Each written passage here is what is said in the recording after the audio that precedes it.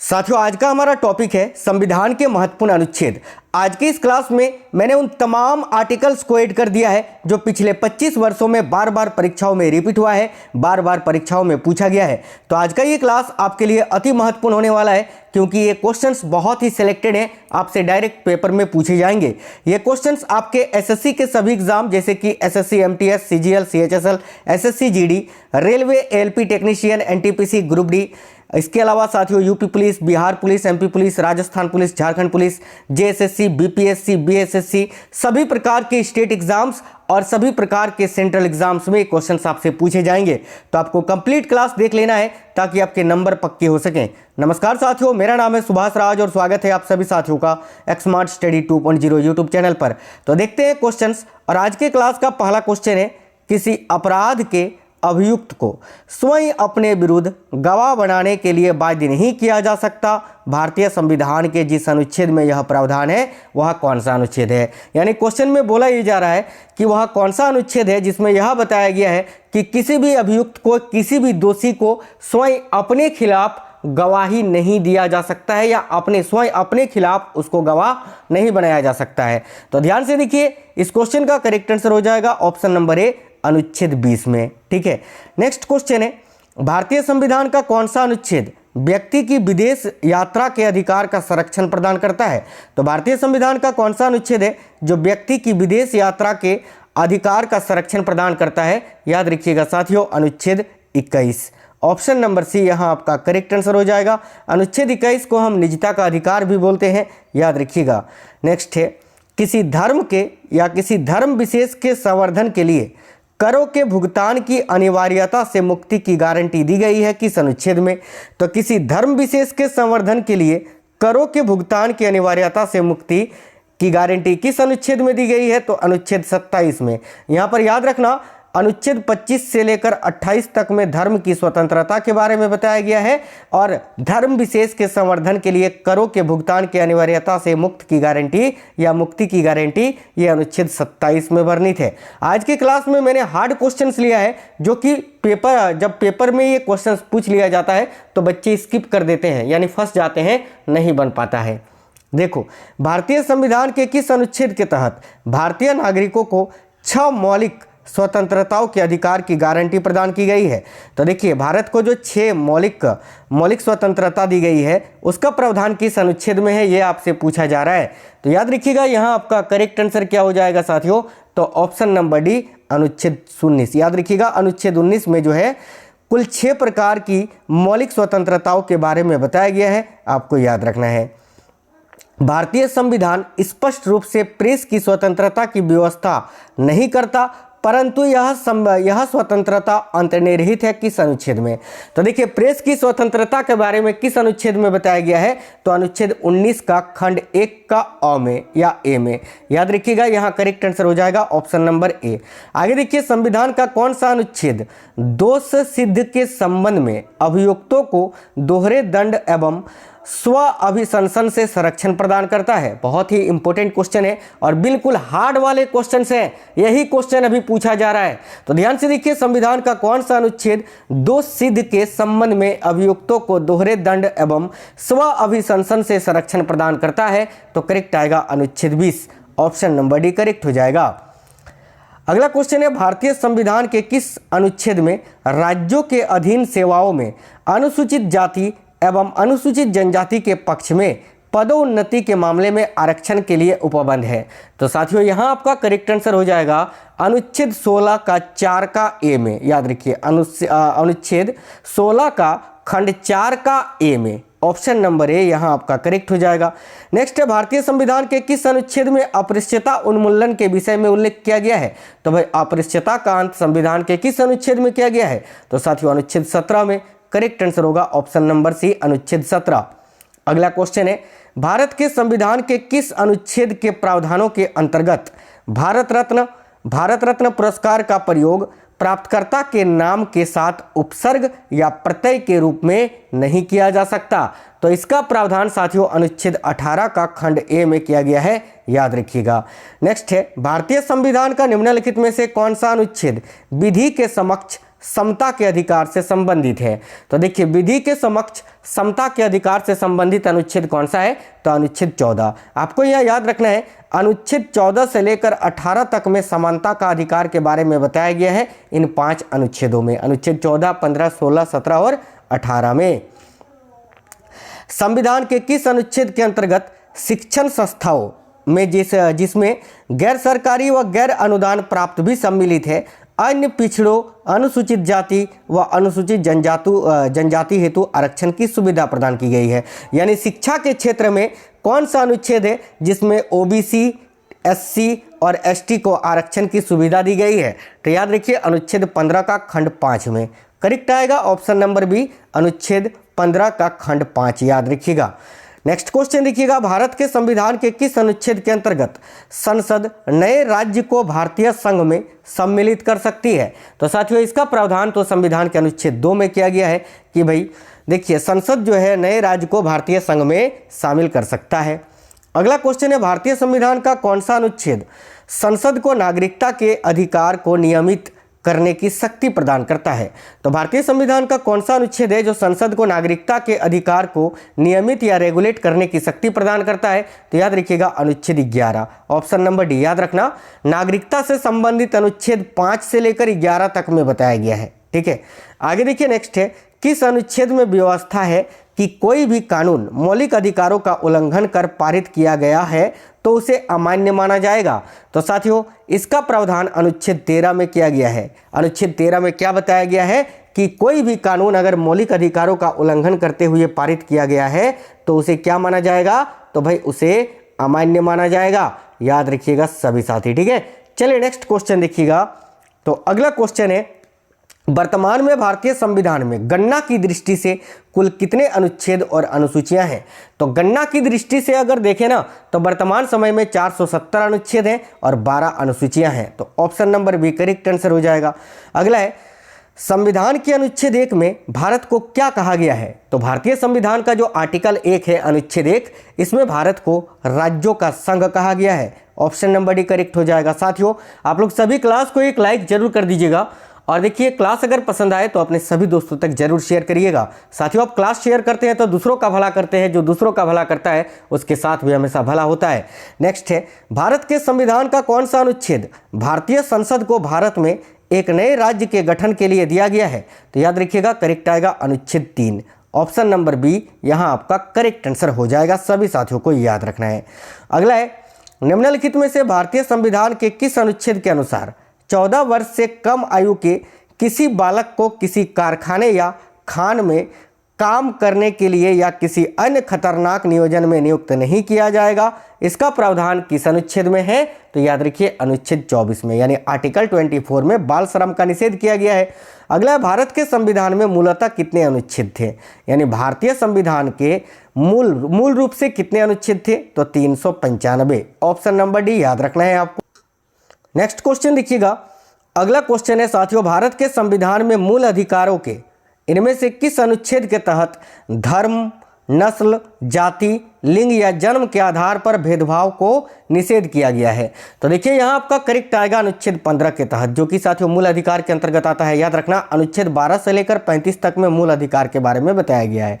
ठीक है, और अनुच्छेद 15 जो कि साथियों धर्म, नस्ल, जाति, लिंग या जन्म के जन्म स्थान के आधार पर भेदभाव को निषेध बताता है। याद रखना।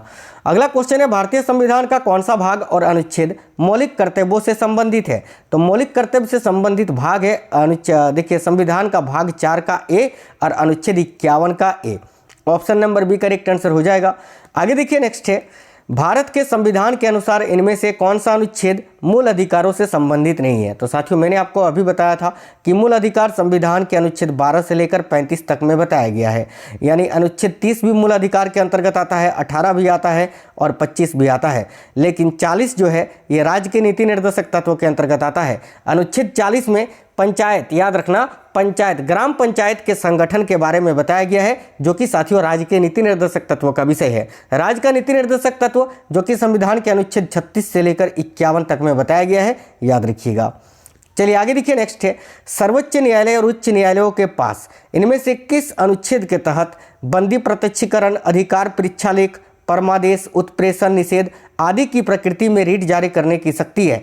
तो देखिए, सर्वोच्च न्यायालय जो रीट जारी करता है उसका प्रावधान संविधान के अनुच्छेद 32 में किया गया है, और उच्च न्यायालय जो रीट जारी करता है उसका प्रावधान संविधान के अनुच्छेद 226 में किया गया है। तो इसका करेक्ट आंसर होगा ऑप्शन नंबर बी, क्रमशः अनुच्छेद 32 और 226, याद रखिएगा।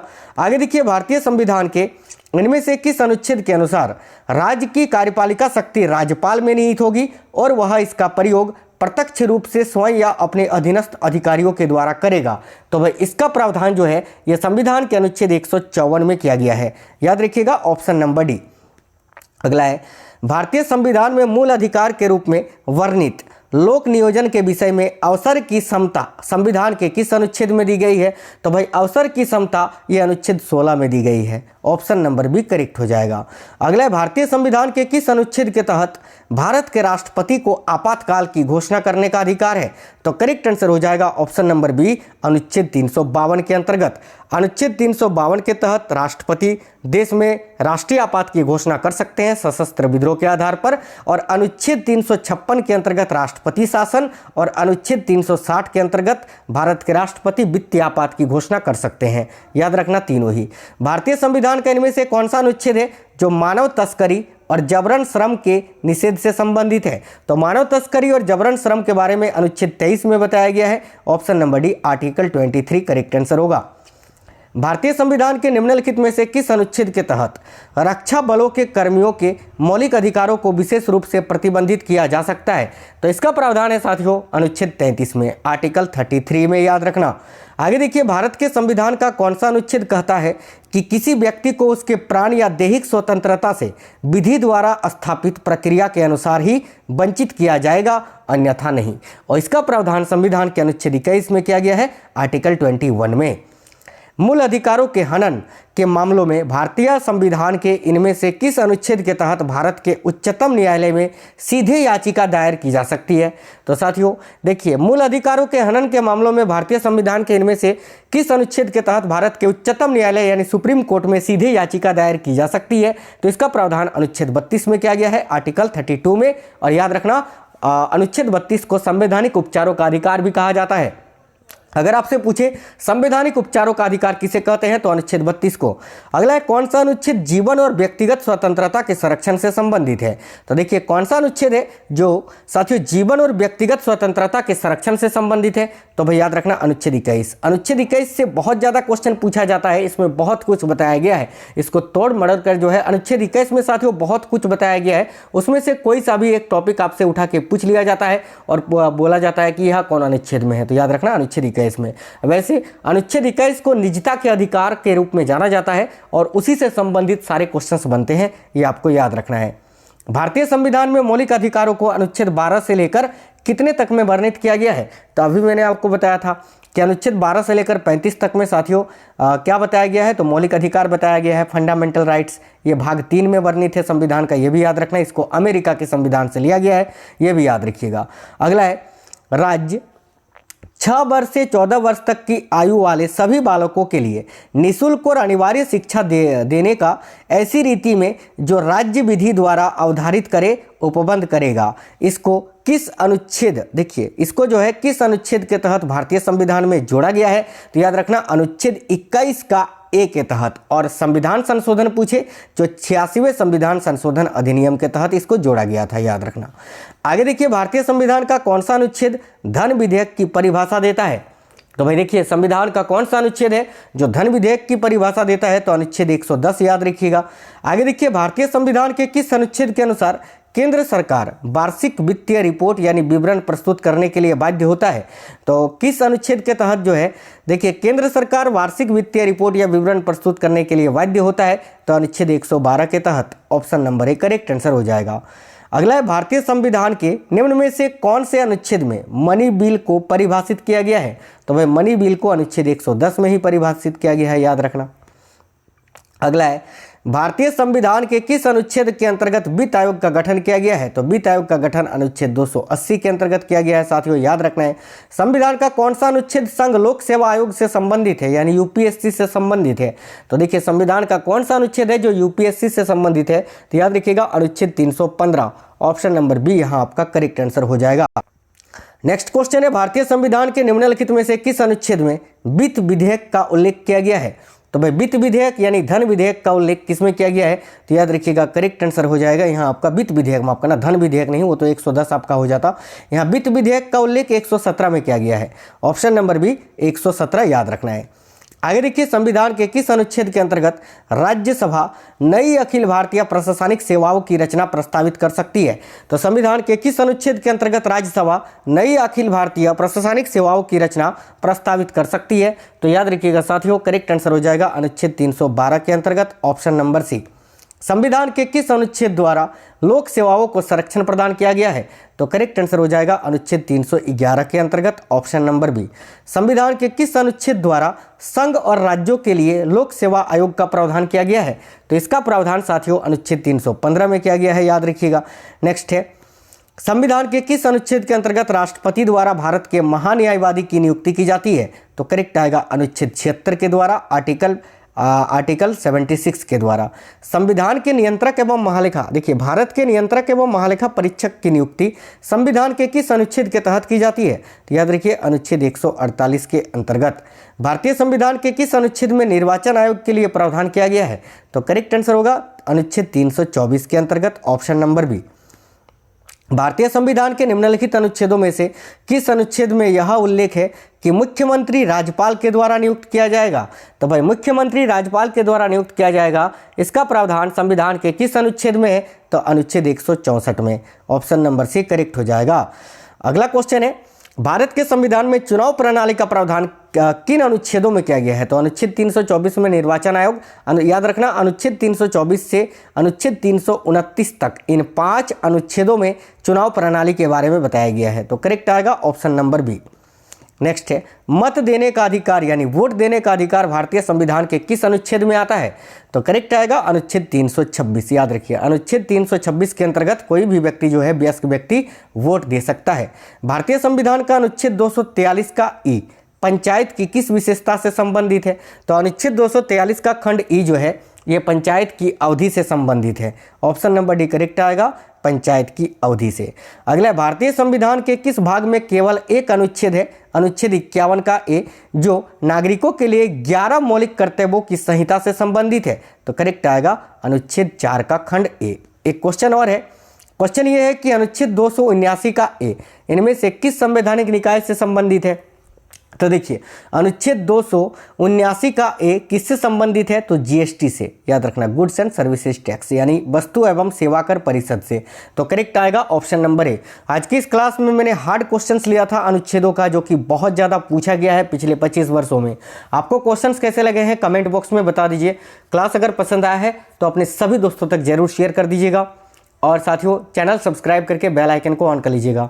मिलते हैं नेक्स्ट वीडियो में, तब तक बिल्कुल स्वस्थ रहें। जय हिंद साथियों, वंदे मातरम।